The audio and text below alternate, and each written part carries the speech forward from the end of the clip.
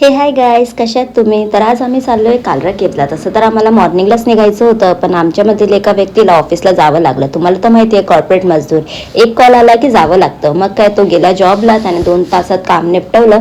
मग आम्ही निघलो कालरा केव्हसाठी. आमच्या इकडून कालरा केव्ह 60 किलोमीटर दुरीवर आहे.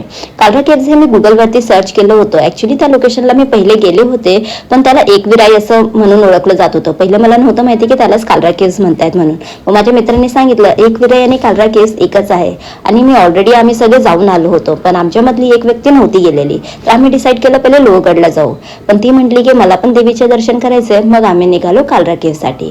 कारण की लास्ट टाइम पण आम्ही गेलो होतो तर आमचे दर्शन नव्हते झाले, कारण की खूप मोठी लाईन होती. तर यावेळेस म्हटलं आता देवींनी बोलवलंय तर जावंच लागतंय.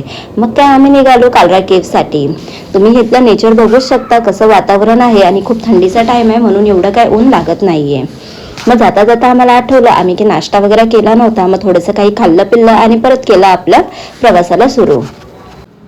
कालरा केव्हला तुम्ही अर्ध्या रस्त्यावरती गाडी घेऊन जाऊ शकता. जर तुमच्याकडे 2 व्हीलर असेल किंवा 4 व्हीलर असेल, दोन्ही तुम्ही वर घेऊन जाऊ शकता. पण जर तुमच्याकडे नॉर्मल गाडी असेल तर तुम्ही घेऊन जाऊ नका, कारण की ती वर खूप चढाईवर आहे, तर पडण्याची शक्यता खूप जास्त असते. आम्ही नेली आणि आमची गाडी घसरली पण होती.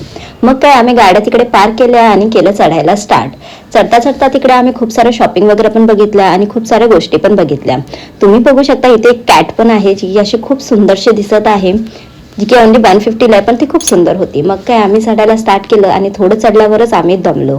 पण तरी म्हटलं आता देवीकडे जायचंय, तर म्हटलं थोडं तर कष्ट केलेच पाहिजे. मग काय, आम्ही परत चढायला स्टार्ट केलं सगळ्यांनी एकसोबत आणि मस्ती करत करत आम्ही वरपर्यंत पोहोचलो. मग मला आठवलं मी कॅप नाही घेतली, कारण की मी नेहमी एकविराईला येते तर मी ती टोपी घेतेच. मग काय, मी एक टोपी घेतली एकविराईची आणि केलं वरती स्टार्ट.